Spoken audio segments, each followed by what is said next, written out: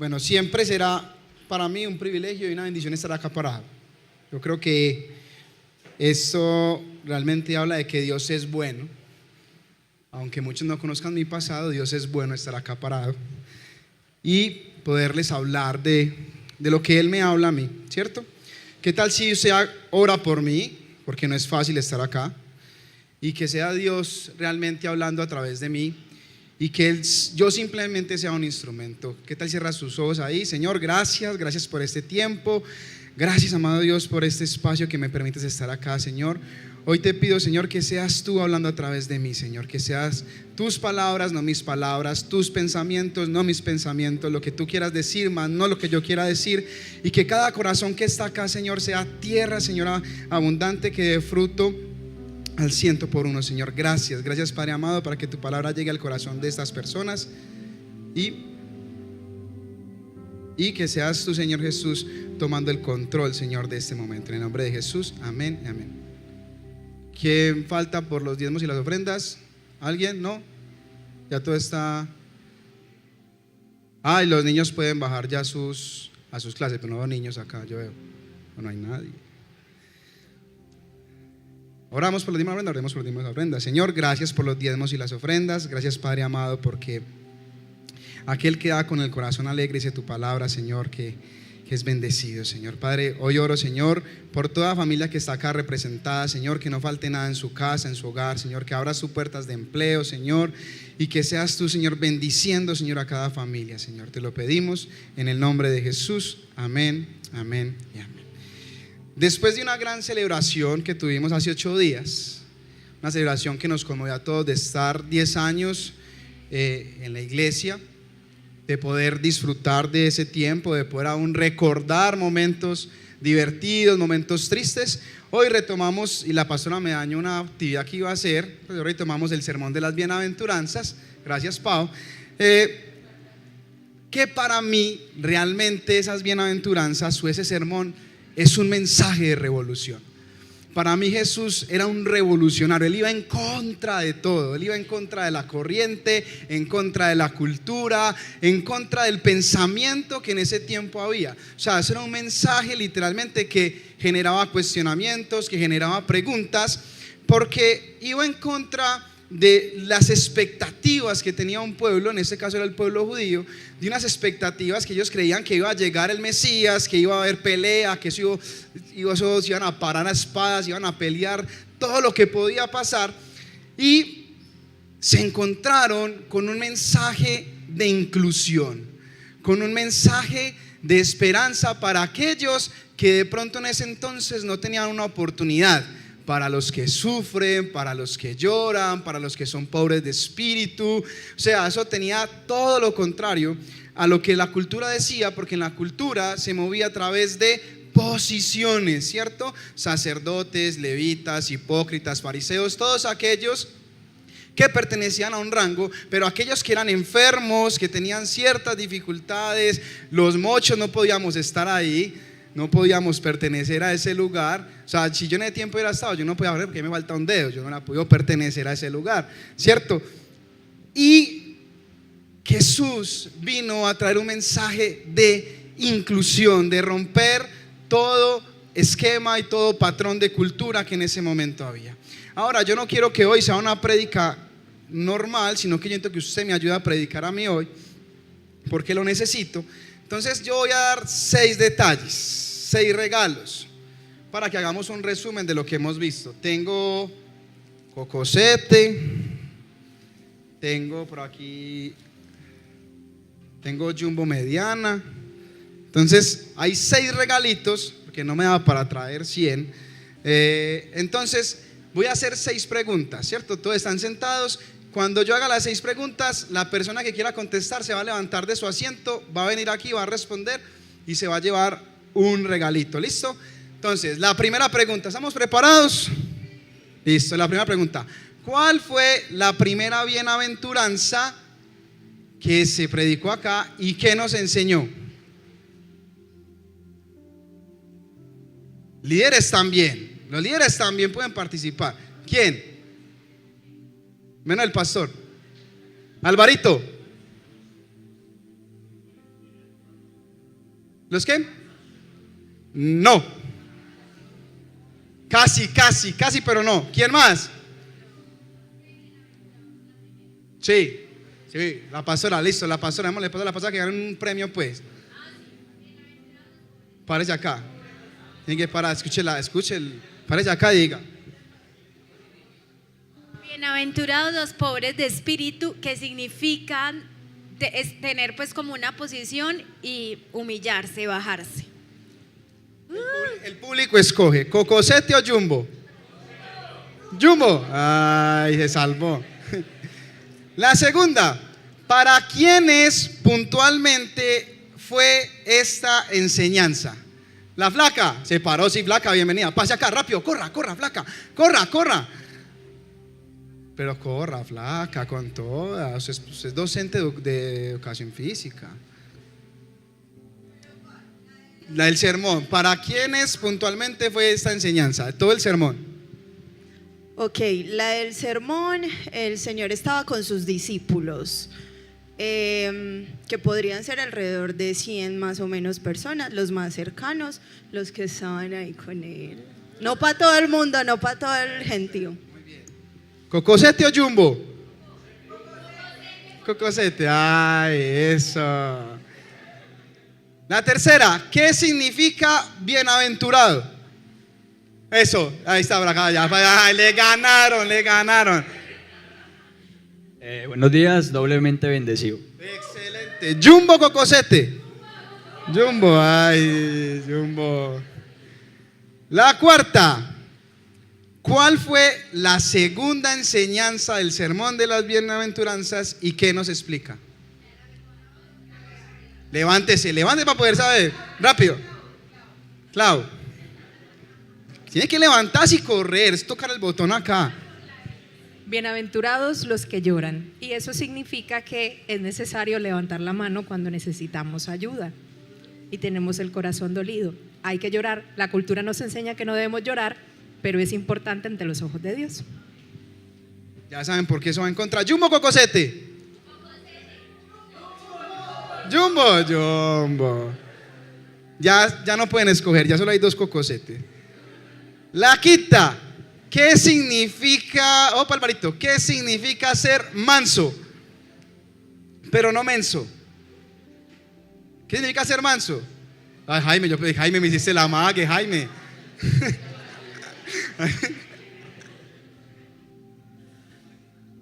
Hola, ser manso significa tener toda la capacidad para hacer lo que uno quiere, pero sin embargo no hacerlo. O sea, teniendo todo para destruir, no destruir, porque queremos amar y ser mansos, como Jesús. Uy, se ganó el Cocosete, se lo ganó. Última, vamos a ver, ¿cuál fue la última de las enseñanzas de las bienaventuranzas y qué nos enseña? ¿Cuál fue la última que estuvimos acá hace 15 días? ¿Quién? A dedo. Juanes.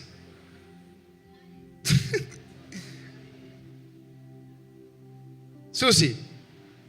¿Quién? Diana. Ya se la sabe. Venga con el esposo para que le dé confianza. No, usted no. ¿Quién? Mateo. Hágale, pues, Mateo, yo veo. El hijo mío, que algo en la casa, pues que dé cuenta que sí viene. A ver, ¿cuál fue? No, todavía no. Bienaventurados los que tienen hambre y hacen justicia, ¿cómo es? Y sed de justicia. ¿Y qué significa? Pues buscar la justicia. Démosle la mitad. Vamos a ser misericordios. Bueno, ahí hicimos un pequeño resumen de lo que hemos visto. Bienaventurados los pobres de espíritu, porque ellos serán el reino de los cielos. Bienaventurados los que lloran, porque ellos serán consolados. Bienaventurados los que tienen hambre y sed de justicia, ¿cierto? Eso realmente nos muestra lo que para mí es el sermón de las bienaventuranzas, que es un mensaje de revolución. Es un mensaje que va en contra de la cultura que en ese momento hay. Y hoy vamos a hablar de la siguiente bienaventuranza que está en el capítulo 5 de Mateo, versículo 7, y nos dice: bienaventurados los misericordiosos, porque ellos alcanzarán misericordia. Les voy a contar una anécdota espiritual, y es que cuando Pau me pidió el favor o hablamos para yo predicar, y yo veo que es de la misericordia. Decía, ¿qué voy a predicar de la misericordia? ¿Qué voy a decir si es una palabra que comúnmente todos utilizamos y todos hablamos? Yo no voy a hacer una prédica de 10 minutos, o sea, yo tengo que buscar cómo hacer, ¿cierto? Entonces yo estaba súper bloqueado en la casa. Yo no, Señor, ¿qué voy a hablar? ¿Qué voy a decir? La misericordia, eso casi todo el mundo lo sabe. Y Él me dice, estudia, o sea, profundiza, escudriña las profundidades de la palabra para que realmente puedas ver que no es tan común y no es lo que sabemos. Entonces, vamos a arrancar por partes. ¿Qué significa la misericordia? Misericordia significa benevolencia, benignidad, bondad y compasión. Y nos vamos a quedar con esta última, con compasión. Misericordia es un sentimiento de compasión por aquellos que sufren o tienen una necesidad. Pero no solo es un sentimiento, sino que también es una virtud que nos impulsa a ayudar a aquel que lo necesita, a suplir la necesidad de aquel que está ahí. Entonces, a mí me gusta mucho el hebreo y el griego, porque eso me lleva a conocer mucho más de lo que había en el corazón de Dios. Y en el hebreo la palabra misericordia significa rahamín, y en la griega significa eleos. Las dos traducen lo mismo, traducen misericordia, compasión, benevolencia, pero tienen algo particular cada una que me llamó mucho la atención. Y en el hebreo esa palabra rahamín dice que la compasión que usted siente por el otro viene desde lo más profundo de su ser, viene desde las entrañas. Según el hebreo dice que viene desde la matriz, o sea, desde por allá de lo más profundo, y que te lleva a tener compasión por alguien, ¿cierto? Y esa palabra se utilizaba, o su uso más frecuente en ese momento, se utilizó en el término de Dios con su pueblo Israel. Esa palabra rahamín se utilizaba Dios y su pueblo Israel, o sea que Dios sentía una compasión desde lo más profundo de su ser por su pueblo, que lo llevaba a tener misericordia. Y era comparado con alguien muy especial que hoy estamos celebrando, y son las mamás. Isaías 49:15 dice: se olvidará la mujer de lo que dio a luz para dejar de compadecerse del hijo de su vientre. Aunque olvide ella, yo nunca me olvidaré de ti.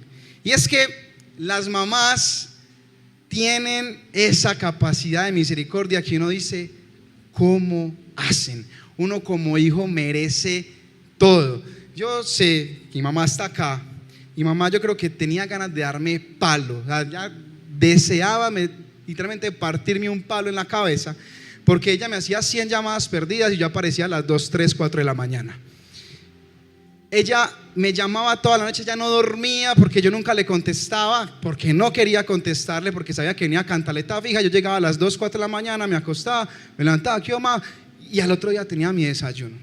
Y ella era en esa misericordia. Y ahora como padre, entiendo a mi mamá. Yo a veces quisiera partirle un palo en la cabeza a Mateo.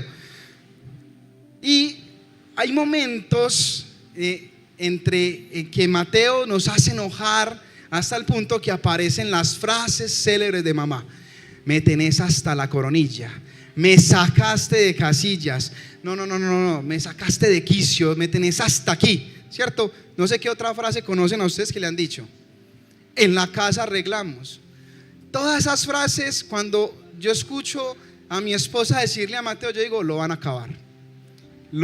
acabar, y yo estoy ahí, yo ayudo. Porque a veces nos saca tanto el enojo, pero hay algo que es diferente ella y yo no sé si a todos los padres les pasa, es que yo me quedo enganchado en lo que pasó, y me quedo enganchado en la emoción, y yo soy como que todo lo que yo haga, Mateo tiene que acordarse que hizo algo malo, todo lo que yo haga. Entonces Mateo tiene ganas de comer y yo estoy enojado, hágase usted comer, usted tiene mano, hágase usted comer. Yo estoy enojado, Mateo quiere, pásame algo, cójalo usted, O sea, yo soy así, ¿cierto? Yo no sé si a los papás les pasa, pero yo me quedo tratando de que él pueda entender lo que hizo mal, pero la mamá a mí me saca de quicio a veces su misericordia, porque la mamá puede enojarse y no es que haya falta de límites o de disciplina, sino que la mamá literalmente puede separar la emoción del amor. O sea, ella puede separar, ella puede estar enojada con Mateo, lo sigue disciplinando, pero si Mateo necesita un masaje en los pies, ella va y se lo hace. Yo no sé cómo hace, yo no sé dónde deja su enojo, yo no sé dónde dejó el castigo, yo no sé, pero ella tiene la capacidad de hacerle un masaje a Mateo en los pies, en la espalda, de hacerle comida, de hablarle con amor. Yo, Dios mío bendito. Y ese es el mayor ejemplo de misericordia que nos tenemos. Por eso demos un aplauso a las mamás que tienen. Gracias, mamá, porque que tuviste misericordia. Tuviste, para me echaba en la casa y no lo hiciste. Realmente ha sido muy bueno. La misericordia no solo es un sentimiento de compasión por el otro, no solo se trata de mirar al otro y decir, ay, qué pesar, pero bueno, él resuelve. Eso no se trata la misericordia. La misericordia se trata que nos debe mover en acciones por el otro. O sea, tenemos que tener actos de misericordia. Y es muy teso porque la fuente de misericordia es Dios mismo. Y acá es donde vamos a empezar a irnos por toda la Biblia, a que me tengan paciencia. Y vamos a ir a Salmos capítulo 100. Se me perdió. Salmos 103, 17. Dice el Salmo 3:17 en la traducción Biblia de las Américas, dice: mas la misericordia del Señor es desde la eternidad hasta la eternidad para los que le temen, y su justicia para los hijos de Dios. Yo me voy a quedar con la primera parte. ¿La misericordia desde cuándo? Desde la eternidad hasta la eternidad. O sea, desde Dios hasta Dios, desde siempre hasta siempre. O sea que aquel que es fuente de la misericordia es Dios mismo. Aquel donde tú tienes que ir a obtener misericordia es en Dios mismo, porque es desde el principio hasta el fin. Y hasta el fin no es tu fin. Quiere decir que la misericordia no tiene límites. Y eso me pareció, y ahorita van a se dar cuenta porque la misericordia no tiene límites, porque va desde que no había nada, solo estaba Dios, y va hasta donde solo va a estar Dios. No hay un límite, no es solo suficiente, sino que realmente es algo que va mucho más allá de lo que nosotros podemos pensar. La misericordia se describe como grande, rica, abundante, interminable, renovable, que hay suficiente y que Dios se deleita en ella. Grande, Salmos 108:4 dice: porque grande por encima de los cielos es tu misericordia, y hasta el firmamento tu verdad. Salmo 108:7 dice: ¿qué nos está diciendo? Que no hay límite para la misericordia de Dios. No hay algo que dice hasta aquí llegó la misericordia. Va más allá de los cielos. Y cuando habla más allá de los cielos, habla en un universo que es infinito, que no sabemos su profundidad, no sabemos nada. Rica y abundante. Rica, Efesios 2:4. Pero Dios, que es rico en misericordia, por causa del gran amor con que nos amó. O sea, por ti, por mí, por el gran amor que a ti te tuvo, que a mí me tuvo, Dios es rico en misericordia porque tú y yo lo necesitamos. Dice Nehemías 9:27, dice: entonces los entregaste en manos de sus enemigos que los oprimieron, pero el tiempo de su angustia clamaron a ti, y tú escuchaste desde el cielo, y conforme a tu gran compasión le diste libertadores que los libraron de mano de sus opresores. Es abundante, interminable y renovable. Lamentaciones capítulo 3 versículo 22 y 23. Que las misericordias del Señor jamás terminan, pues nunca fallan sus bondades y son nuevas cada mañana. Grande es tu fidelidad. que hay para todos, hay suficiente. Salmos 119, versículo 64. La tierra, oh Señor, está llena de tu misericordia, enséñame tus estatutos. ¿Y qué es un deleite de Dios? A ver si ese libro lo conocían. Miqueas 7:18. Que Dios hay como tú, que perdona la iniquidad y pasa por alto la rebeldía del remanente de su heredad. No persistirá en su ira para siempre, porque se complace en misericordia. Y yo me hacía la pregunta mientras estudiaba yo, Señor, ¿por qué tiene que ser tan grande tu misericordia? ¿Por qué se tiene que renovar cada mañana? ¿Por qué tu misericordia no tiene límites? ¿Por qué no se acaba? Y en medio de una oración, Dios me dice: por ti que pecas todos los días, por ti que fallas todos los días, por ti que necesitas misericordia para poder avanzar. Sin misericordia tú y yo no podemos crecer. Sin misericordia tú y yo no podemos avanzar. Sin misericordia tú y yo no podemos pertenecer al reino de los cielos. Sin la compasión de Dios. Ya entiende por qué es tan grande la misericordia de Dios. ¿Ya entiende por qué es tan infinita? O sea, que no es algo que simplemente tengamos en nuestro vocabulario, en nuestro contexto, de sí, Dios es misericordioso, Dios es compasivo, Dios tiene misericordia de ti, Dios es bueno. No, es tan grande la misericordia de Dios porque te ama y porque sabe que sin su misericordia tú no puedes, y sabe que tiene que ser sin límites, porque tú y yo necesitamos la misericordia cada mañana. Y literalmente es como si Dios hubiera roto algo en mi visión, porque una de las cosas que a mí me afectan mucho es cuando yo fallo. Entonces cuando yo fallo, yo me acerco a Dios. Cuando yo fallo, yo me alejo de Dios. Cuando yo fallo, me da pereza ir a la iglesia. Cuando yo fallo, dejo de ir a predicar.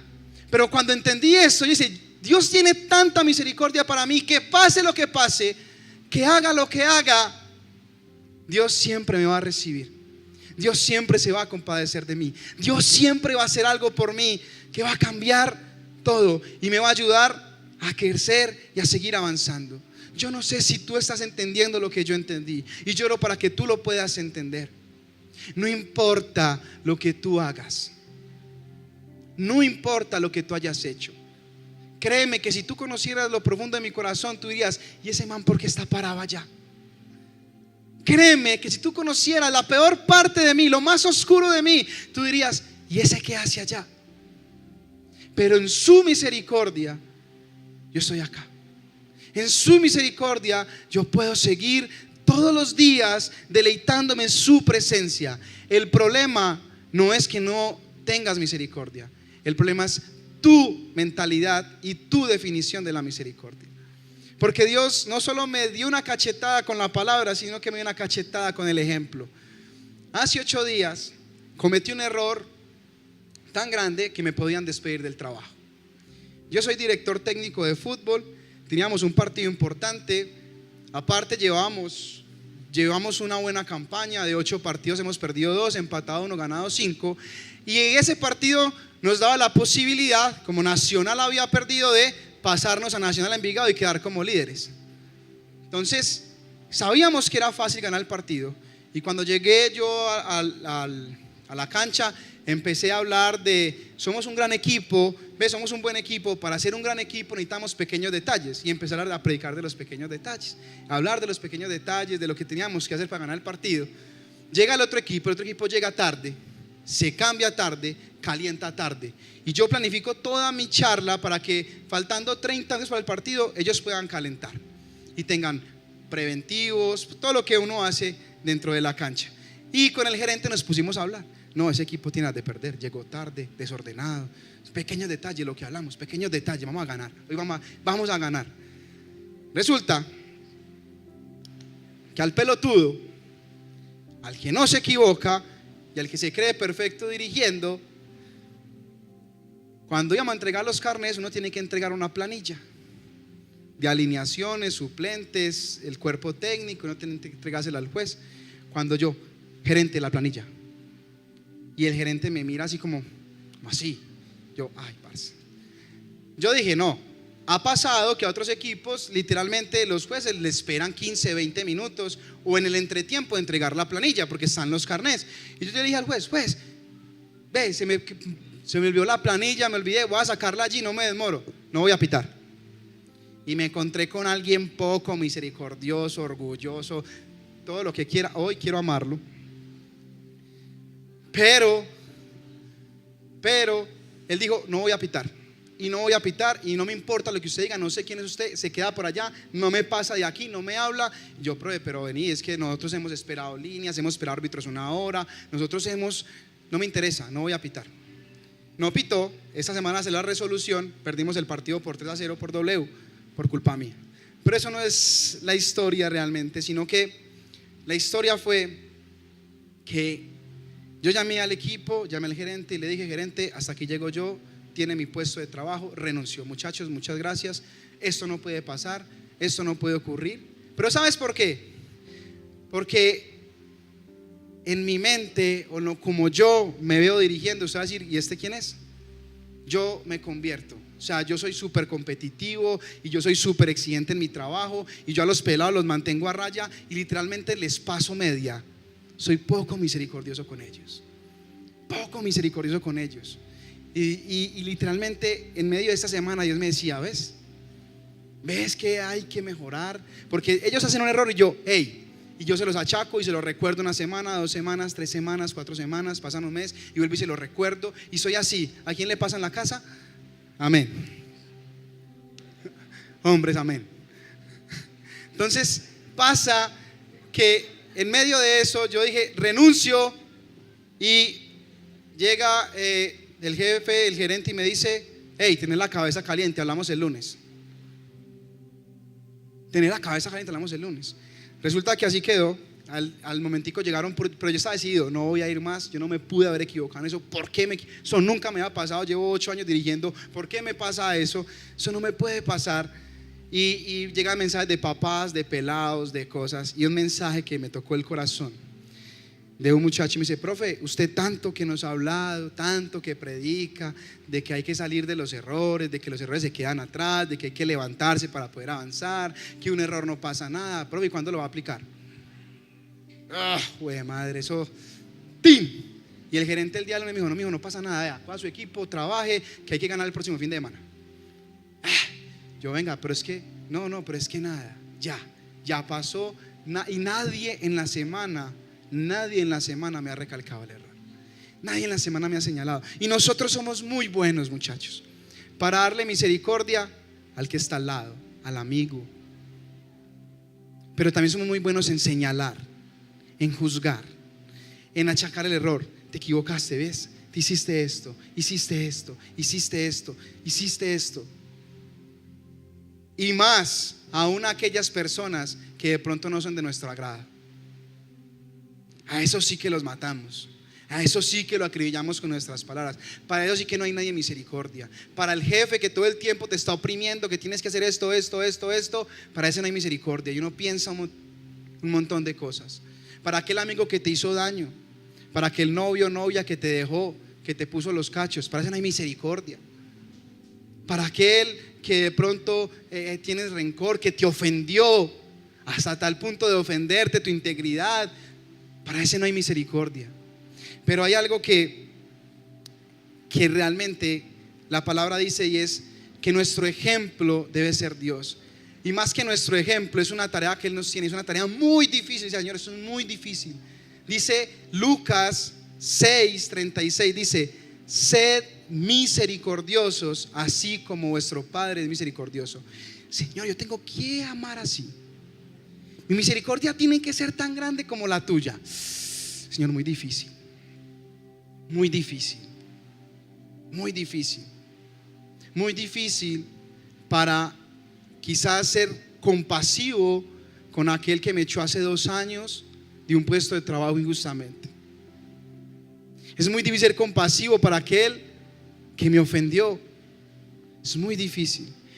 Y Dios no está diciendo si es difícil o es fácil. Dios está diciendo en Lucas 6, está diciendo, sed misericordiosos como yo soy misericordioso. Tenemos que hacer lo que el Padre es. Y si tú necesitas misericordia, la gente que está afuera necesita misericordia, tu familia necesita misericordia, tu entorno necesita misericordia. ¿Con quién de tu casa estás peleado? ¿Con quién de tu casa le has dejado de hablar por rencor? ¿Quién de tu familia has olvidado simplemente porque estás lleno de algo que quizás la otra persona necesita para liberarse?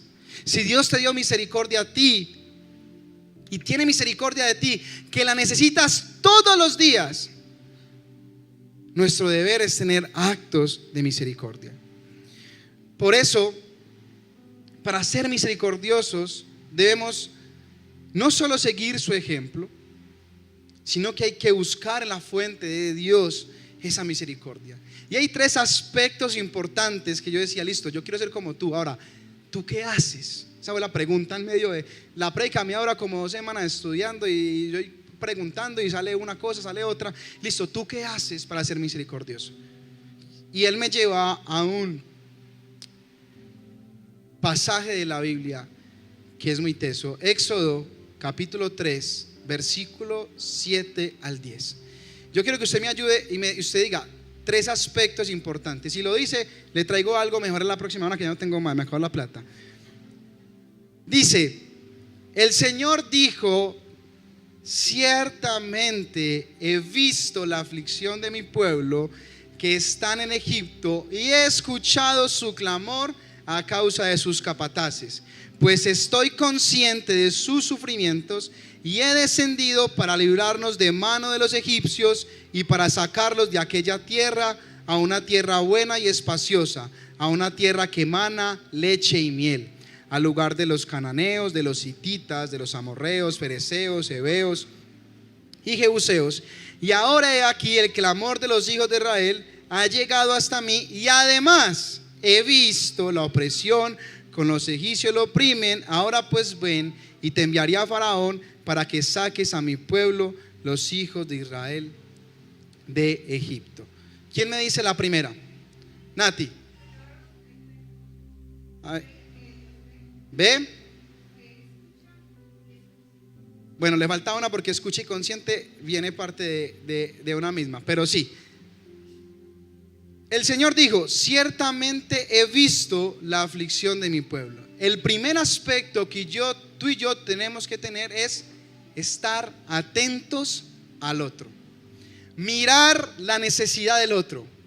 Yo veo qué necesita el otro, estar atentos, estar ahí cerquita. Yo no puedo ser indiferente a lo que el otro necesita. Yo no puedo seguir viviendo la vida pensando en un solo yo, como a veces la vivimos nosotros de adolescente, como la viven los adolescentes. Solo yo, me importa el mundo, primero yo, luego el mundo.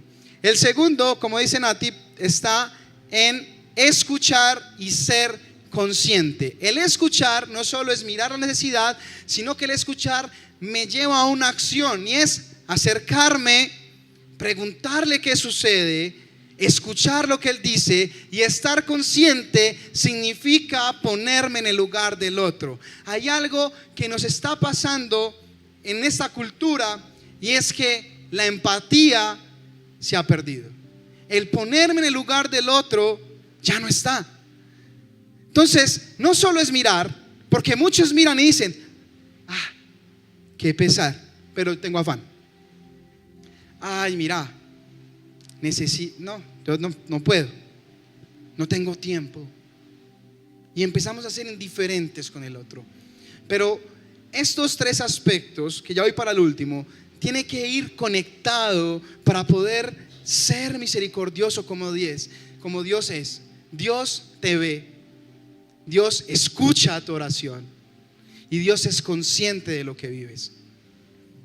Me pareció muy teso lo que decía ahorita la mamá de Valerie, y es que Dios le dijo, yo también, a mí también me duele, porque Dios es consciente. No significa que no pasemos por situaciones, no significa que no pasemos por momentos, no significa que el otro está exento de vida, porque a veces creemos que los problemas mayores son los que yo tengo y los de afuera son menores, son básicos. Pero Dios está diciendo, yo veo, yo he escuchado y soy consciente de cómo sufren. Pero Dios no se quedó ahí. Porque a veces vemos, escuchamos, nos duele lo que el otro nos pasa, pero decimos, no tengo tiempo para ayudar. Pero Dios hace algo muy teso y dice, y he descendido para librarlos. Dios tiene que descender para accionar. ¿Y sabes en qué descendió? En una zarza ardiente.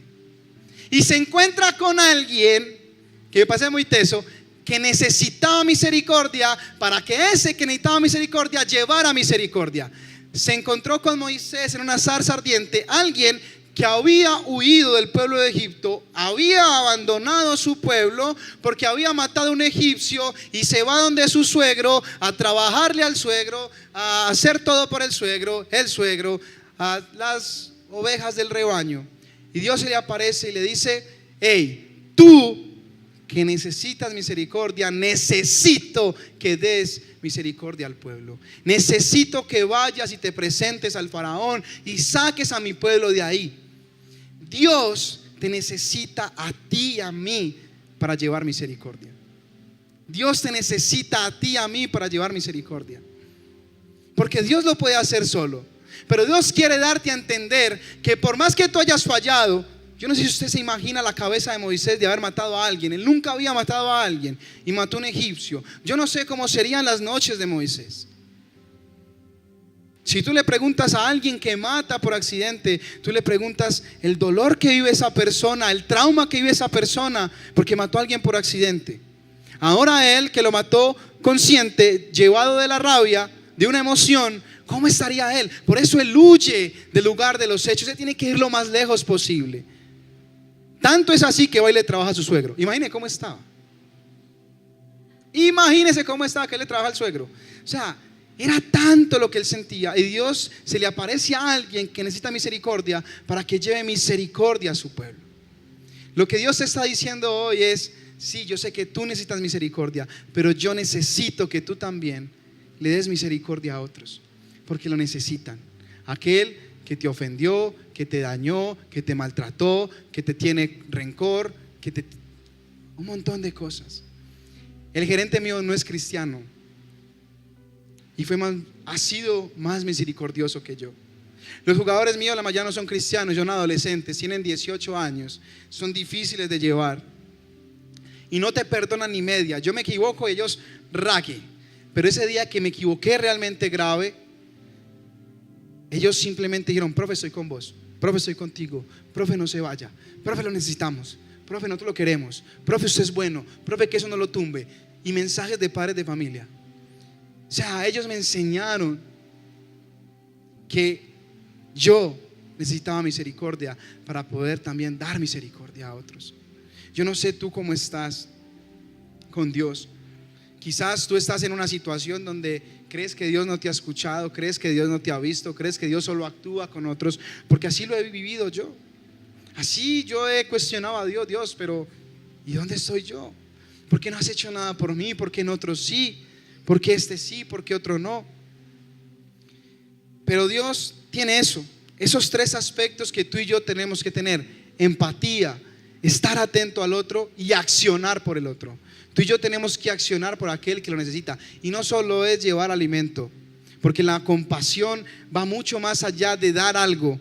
La compasión va a ayudar a resolver la situación de raíz de la persona, y puede ser un tema espiritual, emocional, de enfermedad, no sé, pero la compasión se trata de eso. Si no me creen, vamos a Lucas. Dice a Lucas 18, capítulo 18, versículo 35-43, ya vamos a terminar. Dice que, y aconteció que al acercarse a Jericó, un ciego estaba sentado junto al camino mendigando. Al oír que pasaba una multitud, preguntaba qué era aquello, y le informaron que pasaba Jesús de Nazaret. Entonces gritó diciendo: Jesús, hijo de David, ten misericordia de mí. Y los que iban delante lo reprendían para que se callara, pero él gritaba mucho más: Hijo de David, ten misericordia de mí. Jesús, allá volvemos, para que no me creían que solo estaba en uno, y le puedo traer todos los pasajes que quieran, y acá nos quedamos hasta las 5 de la tarde. Y Jesús se detuvo, se detuvo porque escucha, ordenó que lo trajeran y cuando estuvo cerca le preguntó. Jesús lo vio, lo manda a llamar, se acerca a él y dice: ¿qué deseas que haga por ti? Y él le dijo: Señor, que recobre la vista. Entonces Jesús le dijo: recibe la vista, tu fe te ha sanado. Y al instante recobró la vista. Jesús lo ve, se detiene, se acerca, se escucha y es consciente de que él necesitaba algo, necesitaba ser sano. Ahora tú vas a decir: ay, pues yo no soy Jesús, yo cómo voy a sanar a un ciego. No solo se trata de eso, se trata de ir mucho más allá de lo que tú estás viviendo.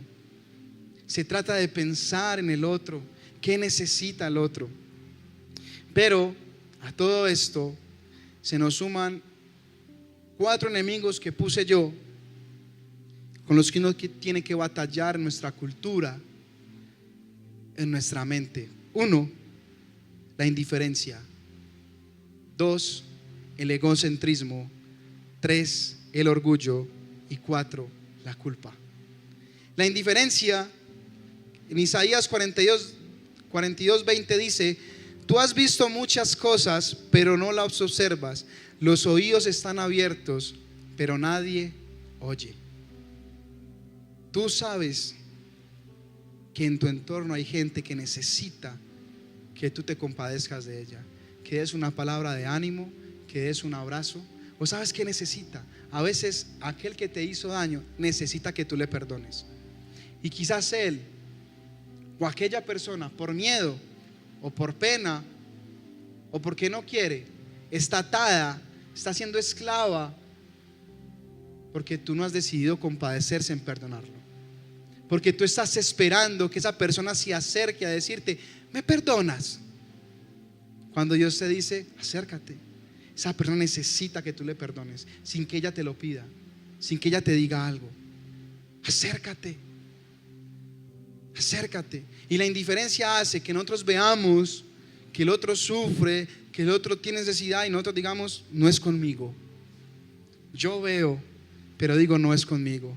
Por eso dice: tus ojos están cerrados y aunque tus oídos están abiertos nadie oye, y aunque tú has visto muchas cosas no las observas, pasas de largo frente a esa situación. Sos indiferente a la necesidad del otro. Y muchos de nosotros, ¿y sabes por qué somos indiferentes? Por muchas cosas. Por falta de tiempo, por el afán, porque tengo mayores problemas yo, porque tengo mayor necesidad yo, porque quizás lo que veo de él no es tan grave. Egocentrismo. 1 Corintios 10:24 dice: que nadie busque sus propios intereses, sino los del prójimo. El primero yo y luego el mundo. El meterme solo conmigo mismo. Yo necesito, yo deben de darme, a mí me tienen que pedir perdón, a mí tienen que sanarme, a mí. Y el segundo gran mandamiento de Dios, después de amarlo sobre todas las cosas, es amar al prójimo como a ti mismo. Eso quiere decir compadecerse del prójimo. Y el prójimo no es tu amiguito de lado. El prójimo no es tu amigo de lado. El prójimo quizás no es la familia con la que mejor te llevas. Quizás el prójimo es la familia con la que hace 10 años no te hablas. Quizás el prójimo es tu hermano con la que necesita tener una conversación de esas malucas, pero que necesitas saldar cuentas, porque quizás esa persona está sufriendo por lo que está pasando, al igual tú. No es solo yo, no es que solo te den a ti. Lo tercero, el orgullo, que fue la que me pasó a mis 8 días. Yo cómo voy a equivocar, yo no me puedo equivocar, que se equivoquen ellos, yo no me puedo equivocar. Dice Romanos 12:3: porque en virtud de la gracia que me ha sido dada, digo a cada uno de vosotros que no piense más alto de sí que lo que debe pensar, sino que piense con buen juicio según la medida de fe que Dios ha distribuido a cada uno. A veces por orgullo, por pensar: es que a mí fue el que me ofendieron, yo no ofendí a nadie, yo no ofendo a nadie, yo no hago daño a nadie, yo no hago cualquier cosa que tú puedas poner ahí. Pero Dios nos está llamando, y más en una cultura de hoy donde la gente no respeta a nadie, donde afuera lo más fácil es pegar una puñalada, donde afuera lo más fácil es bajarme del carro y pelear con el otro, porque no me pongo en la posición del otro. Posiblemente el otro se me metió en el carril porque no me vio, porque de pronto tenía un problema en su cabeza, estaba deprimido, venía peleando con su esposa y estaba distraído y se metió sin querer. Pero yo, en esa intolerancia, en esa falta de empatía, en no ser consciente del otro, y el otro pasa, entonces algo que puede ser mínimo lo llevo a algo mayor. Y eso hoy nos está pasando, eso hoy estamos viviendo. Y hoy cada vez estamos con más cosas, porque el mundo cada vez se va a poner peor. Pero el mundo necesita gente que lleve compasión a otros. El mundo necesita gente que se compadezca de otros, que le cambie la forma como está pensando al otro. Ahora, antes no pasaba, pero ya los jugadores le sacan navaja a los árbitros. Ya ha pasado varias veces. El año pasado en una final, un padre de familia le sacó pistola a un arquero, un pelado de 15 años en la Marte 1. Porque no estamos siendo tolerantes, porque solo pienso en el yo, porque solo pienso en el ganar, porque solo pienso en que yo necesito. Y la culpa, que es una de las con las que yo lucho, porque yo me equivoco todos los días, me equivoco muy feo. Salmos 32:3-5 dice: mientras callé, mi pecado, mi cuerpo se consumió con mi gemir durante todo el día, porque día y noche tu mano pesaba sobre mí y mi vitalidad se desvanecía con el calor del verano.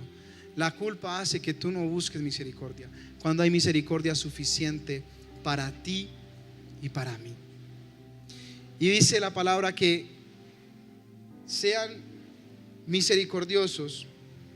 Los que son misericordiosos alcanzarán misericordia. ¿Sabes los beneficios que tú y yo tenemos con la misericordia? ¿Qué tal si ahí, no sé si ponen musiquita de fondo, piano, pastor, gracias, para que la gente sepa que nos vamos a ir? Te va a faltar media hora más porque antes crea que nos vamos a ir ya. Hay beneficios incalculables con la compasión. Yo puedo decir muchos, pero vuelvo y le digo, era tan profunda. Y yo cuando entré a la prédica pensé que me iba a demorar 10 minutos, me iba a demorar 3 horas. Cuando Dios tiene compasión de Israel, ¿cuál es el punto final? ¿Alguien sabe? Dios se compadeció de un pueblo que estaba siendo esclavo. ¿Cuál fue el resultado? Libertad. Libertad. Cuando la hija de Jairo muere, ¿qué se había perdido? La esperanza. Y cuando Jesús se compadece, ¿qué aparece? Esperanza, un nuevo comenzar. Cuando el ciego estaba ciego, Jesús se detiene, se compadece. ¿Y qué obtiene el ciego? Vista. Cuando aquel que no podía pagar la deuda se acerca a aquel que tenía que pagar la deuda, se compadece del deudor, ¿qué pasa? Su deuda es perdonada. Tú sabes el poder que tiene la compasión en otros. Tú sabes que quizás tú, por compadecerte del otro, le vas a mostrar a Dios. Porque Dios no es solo decir: hey, venga, conozca a Jesús, Jesús perdona, Jesús te ama. No, a veces ni siquiera hay que hablar, a veces hay que modelar. Y hay que modelar actos de compasión.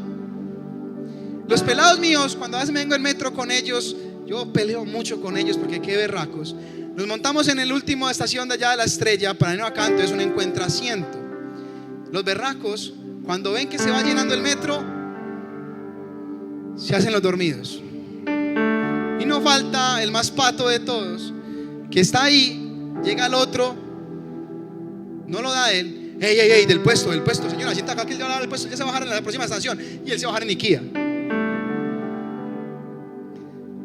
¡Sas! Entonces yo lo regañaba mucho. Yo, muchachos, hey, no, profe, es que nosotros nos cansamos, usted nos mata en esa cancha, son 3 horas entrando con usted, esa gritería, no, nosotros necesitamos descansar. La gente apenas va a trabajar, nosotros madrugamos a las 5 de la mañana, no, pues necesitamos estar ahí, muchachos. Y un día no dije nada y simplemente yo estaba sentado. Llega una señora, no muy de edad, pero una señora más grande que yo, soy muy joven, 20 años. Y yo simplemente le digo, señora, siéntese. Yo sé que uno de ellos me miró como va a tocar. Otra señora, siéntese. Se llenó eso por allá en el poblado, que llena de mucha gente. Entonces ya todos como que, señora, siéntese. Y todos se levantaron. Ese día yo no dije nada, pero ese día un acto de misericordia llevó al otro a hacer un acto de misericordia, un acto de compasión. Llevó a otro. Y no solo fueron los míos, sino que mucha gente del vagón empezó a ver lo que estaba pasando y empezó a replicar la situación. Y ese día yo dije, yo no tengo que predicar con palabras, tengo que predicar con ejemplo. Quizás si tú te compadeces de aquel que te ofendió, esa persona va a conocer el perdón de Dios a través de ti. Quizás Israel no vio a Dios haciendo un milagro para libertad. Israel vio a un tartamudo decir, señores, somos libres, cojan sus cosas y vámonos. A un tartamudo, a alguien que no quería estar ahí.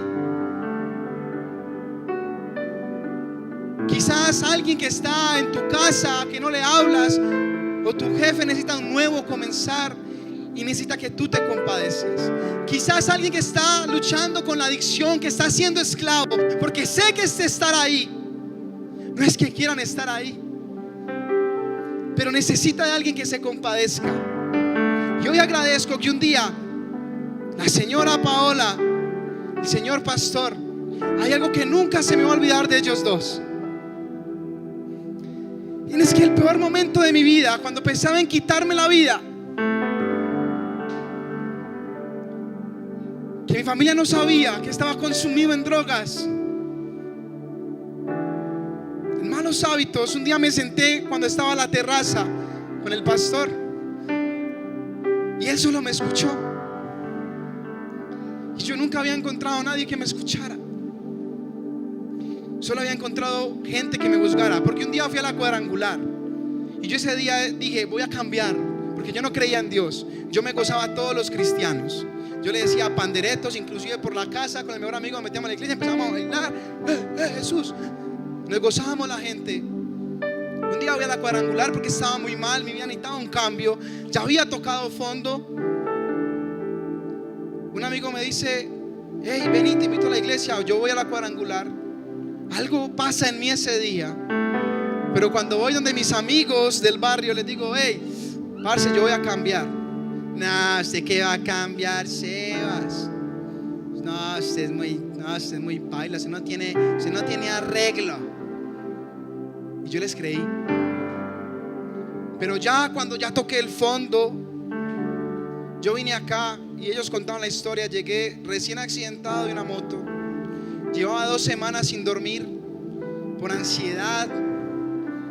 2 semanas sin dormir ni un solo minuto, muriéndome por dentro. Me acuerdo que en esa semana, aparte que me accidenté, luego me choqué contra un carro porque iba dormido. Voy a poner una cita con mi mamá. Me rompí este dedo con la farola de un carro. Estaba llevado. Yo me acuerdo que un día a las 3 de la mañana, a punto de tomar la decisión, yo le escribo a un amigo y él me dice, hey, anda el domingo. Vengo acá con crema de pies a cabeza, me he accidentado en una moto, se me veía el hueso en el empeine. Y semanas al tiempo yo me siento con el pastor en esa terraza y él solo me escucha y me dice una cosa, me dijo, hay un encuentro. Yo no creo en eso, pastor. Y me dijo, y a mí no me va a dar tiempo en el trabajo, yo trabajo, no me va a dar espacio. Dios hace milagros. yo hágale pues, yo voy a pedir permiso. Yo sabía que no me iban a dar permiso. Y ese día Dios se movió en misericordia conmigo. Y al jefe mío que no me iba a dar permiso me dijo: vaya, en serio, son 3 días, es un fin de semana, vaya, yo me la resuelvo. Él nunca me ha dado permiso para nada, para nada. Y ese día me dio permiso. Y en ese encuentro Dios hizo algo conmigo que cambió todo mi parecer. Ese día, a mí no me gustan los abrazos. Acá los que me conocen saben que no me gusta que me abracen mucho. No soy de contacto físico. Ese día yo veía que los líderes están abrazando a la iglesia. Y decía: que no me vayan a abrazar porque saco la mano. Que no me vayan a dar porque saco la mano. Yo me acuerdo que yo cerré los ojos y yo solo dije: aquí estoy. ¿Qué vas a hacer conmigo? Y Dios me abraza. Y yo decía: ¿quién fue? Abrí los ojos y no era nadie. Y yo dije: Dios es real. Y yo me acuerdo que yo me puse a llorar y mi vida cambió de ahí. Pero luego tuvo otro cambio, y es un día sentado ahí adorando a Dios, cantando. La pastora de la nada saca su Biblia y me dice: Sebas, ven, mira, algún día te voy a ver predicando.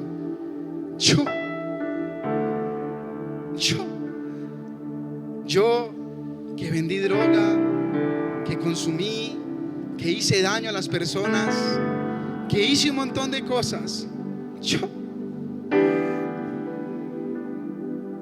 Y heme aquí, hablando de la misericordia de Dios. ¿Qué tal si cierras tus ojos ahí? Y yo no sé si te olvida toda la prédica, pero yo quiero que no se te olvide algo. Hay suficiente misericordia para ti. No importa qué hayas hecho, no importa tu momento, no importa tu situación, no importa en qué fallaste. Créeme que he fallado peor que tú. Créeme que he hecho mejor que tú, pero la compasión de Dios me dio libertad para avanzar. La compasión de Dios me sanó de una ansiedad. La compasión de Dios me dio un nuevo comenzar, una nueva vida. Hay suficiente para ti y para mí. Hay suficiente compasión de Dios para ti. Hay suficiente bondad. Pero no es para que te quedes con ella, es para que la lleves a otro que la necesitan. Dios necesita que tú seas doblemente dichoso con la misericordia. Sed misericordiosos, porque alcanzarán misericordia. Bienaventurados los misericordiosos, porque ellos alcanzarán misericordia. Y si no me creen, hay una palabra en Hebreos que dice: me acerco pues confiadamente al trono de la gracia para hallar oportuno socorro y oportuna misericordia. Estás a tiempo, porque la misericordia de Dios es hasta la eternidad. Estás a tiempo. Todos estamos a tiempo de recibir misericordia, de la fuente inagotable de misericordia. Pero también tú necesitas irte de acá diciendo: necesito hacer actos de misericordia. Padre, aquí está tu iglesia, Señor. Aquí estamos, papito lindo. Aquí estamos, papito amado. Tú que te complaces en dar misericordia, aquí está tu iglesia. Deleítate dando misericordia a ellos. Deleítate perdonando. Deleítate dando un nuevo comenzar. Deleítate rompiendo las cadenas de esclavitud. Deleítate, Señor, quizás sanando personas en su corazón, en su mente, en sus emociones, en algo físico, Señor. Padre, yo oro, Señor, para que ellos puedan recibir misericordia. Pero hay una ley que dice: sed misericordiosos, porque alcanzarán misericordia. Hoy oro, Señor, para que pongas el querer como el hacer, de estar atentos al otro, de exponerse en el lugar del otro y de accionar a favor del otro, porque tú no vives solo en este mundo. Hay gente que está esperando un acto de compasión para ser libre, para ser sano, para tener esperanza, para tener un nuevo comenzar. ¿Qué tal si ahí oras tú con Dios? Yo no sé qué necesitas pedirle. Ora con papito lindo en esta mañana. Ora, pídele al Señor, pídele al Señor. Pídele a Dios que te dé la fuerza fuerza para ser compasivo, porque sé que no es fácil cuando te han dañado. Sé que no es fácil cuando te han ofendido. Sé que no es fácil cuando tú no eres el de la culpa y es otro. Sé que no es fácil, pero esa persona necesita que tú te compadezcas de él. Ora, pídele a Dios. Si necesitas pedirle misericordia, pídele, porque la misericordia se obtiene en oración, dice su palabra. Pídele a Dios misericordia. Señor, gracias por este tiempo. Yo creo que tu Espíritu Santo hace la obra en ellos, Señor. Gracias por tu palabra. Gracias, Señor, por tu misericordia, que es inagotable, que es sin límites y que va más allá. Yo te pido que lleves a todos en paz y en bendición, y que el reto de la semana sea hacer actos de misericordia a favor de otros. En el nombre de Jesús, amén, amén y amén. ¿Quieres damos un aplauso a Dios?